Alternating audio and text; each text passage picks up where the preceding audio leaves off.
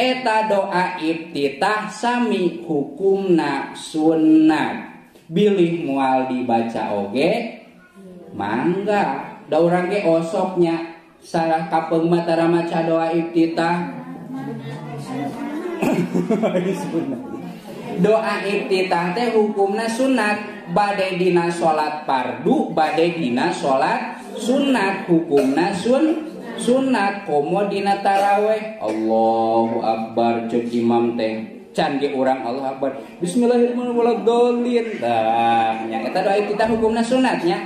Bade diawas mangga teu diawas oge teu sawiosnya. Maksud teu sawios teh teu mantak batal salat. Sami we jiga ngangkat dua panangan bade diangkat mangga bade henteu oge mah mangga. Ngan biasana urang mah sok hoyong ganjaran tambahan angkat we komo lamun tos biasa. Allahu Akbar lamun bade eureun heula. Mun bade langsung Allah kajen teh di dieu lila nanya kieu ya sok ningali kieu Allah.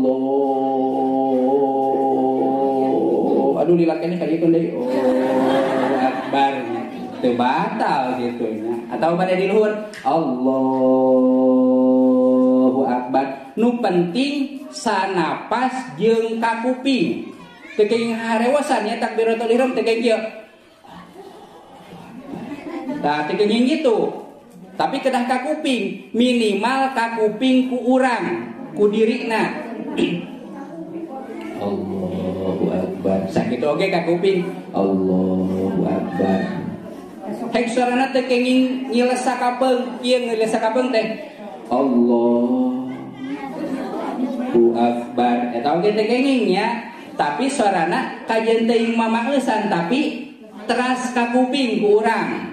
Lamun teu aya sora anu tarik sapertoskeun gigireun pabrik eta mah masih gagorowo ke kan teu kakuping. Allahu Akbar. Anggareun kakuping teh suara mesinnya. Ieu mah maksudna lamun dina nu jempling sing kakuping suara teh Allahu Akbar. Nya minimal kakuping ku nyaliran teu kenging lusles. Allahu Akbar. Tah teu kenging eta teh nya teu kenging lusles. Kajaba lamun suarana bener-bener teu ayaan. Lamun teu ayaan mah nya teu sawios ngan salagi mampu aya suaraan tuluy ku urang kalah diluseleskeun jiga dina tahiyat. At-tahiyatu. Assalamualaikum. Asyhadu alla. Tahiyat oge kan kedah kakuping sami nya. Nu kedah kakuping teh takbiratul ihram, kedah kakuping ku urang maca Fatihah, tuluy maca tahiyat akhir, maca sholawat, maca salam terakhirnya. Eta mah kudu kakuping, teu kenging lusles dina Fatihah ge. Bismillahirrahmanirrahim. Alhamdulillah. Ar-Rahmanir. Teu kenging, tapi kedah kakuping jelas. Bismillahirrahmanirrahim. Alhamdulillahirabbil alamin. Komo lamun teu ngange sora mah nya kadanguna teh kieu. Ketepek. Tapi teh suara ning aya suara padu bibir wungkul.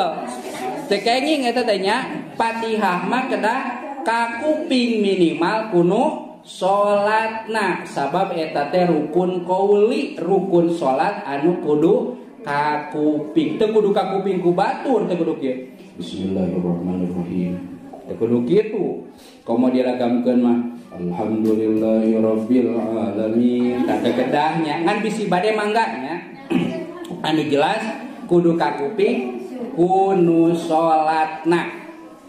Tah eta dina masalah Fatihah, tuluy dina masalah maca surah. Osok maraca surat sae eta sanajan hukumna sunnat masih teu dibaca ge salat henteu batal. Teras ruku, i'tidal, sujud urang mah tos biasa aya bacaan masing-masingnya. Tah, teras ieu kan sok balar jamaahnya. Sok aya nu berjamaah tinggalun tapi kalah nyusul. Contoh. Yali ka dieu nya. Bisi teu kantos ngawasapina. Aya imam Allahu Akbar waladhdallin cek imam teh amin. Imam teh nuluykeun Bismillahirrahmanirrahim Qul huwallahu ahad. Urang kakara datang, gurudug di tukangnya. Kakara ge urang teh Allahu akbar. Sikap urang lamun imam geus rek ruku, urang datang. Urang ulah kalah ka maca Allahu akbar. Allahu akbar kabir wa subhanallah. Ini we jodoh. Tah, urang teu kenging maca kitu. Lamun kaburu Fatihah baca Fatihah, lamun teu kaburu sakaburuna. Contoh, imam teh walam yakul lahu kufuwan. Kakara nepi ka kufuwan tinggal ahad ieu imam teh. Ari urang kakara Allahu akbar. Tuluy urang teh Bismillahirrohmanirrohim ahad jeung imam teh. Maka Fatihah urang cukup nepi ka bismillah. Imam ruku urang milu ruku. Asalkeun urang milu ruku jeung imam, urang geus meunang rakaat. Kumaha urang ieu Fatihahna can beres? Ditanggung ku imam sabab urang datangna telat. Ari makmum nu datangna telat teh disebut makmum naon?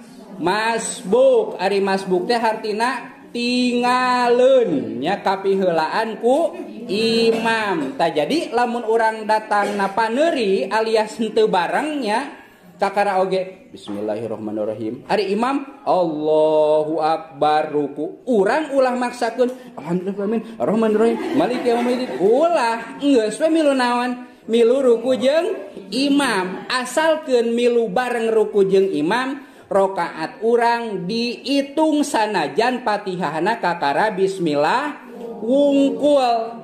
Termasuk sanajan can maca Fatihah. Contoh bari nangtung atuh nya. Ami katingali. Contoh, katingali. Punten ya, ya kaluhuran. Contoh imam walam yakul lahu kufuwan ahad. Allah geus ngangkat tangan ya imam rek naon? Rek ruku nya, imam rek ruku ari urang giji. Tah urang keur naon salah kudu tinggalin imam geus rek ruku ya. Urang teu kudu maca doa iftitah, teu kudu maca Fatihah, bisa urang kieu Allah. Bahkan lamun teu kaburuhu akbar kieu mah bisa langsung Allahu akbar. Langsung naon ya? Langsung ruku. Da imam geus kumaha? Geus ruku. Maka sanajan urang Allah arek ku akbar ka dieu ngan ningali imam geus ruku Allahu akbar, maka urang dianggap menang sarokaat. Naon sababna? Bareng ruku jeung imam. Kumaha Fatihah urang? Ditanggung ku imam. Tah kang kapayun mah dina masalah makmum masbuk nu tingaleun, asalkeun imam ruku urang aya kasempatan maca Fatihah tinggal baca, cenah teu aya kasempatan kakara ge ngangkat Allah. Ari imam geus ruku langsung we urang ge Allahu akbar. Ngan urang mah kan teu biasa gitu teh. Jadi rada anehnya. Sabab naon? Tengaos gitu. Tara ngajarannya kajun teh teu berjamaah. Tah kitu nya. Tah jadi dina masalah anu masbuk mah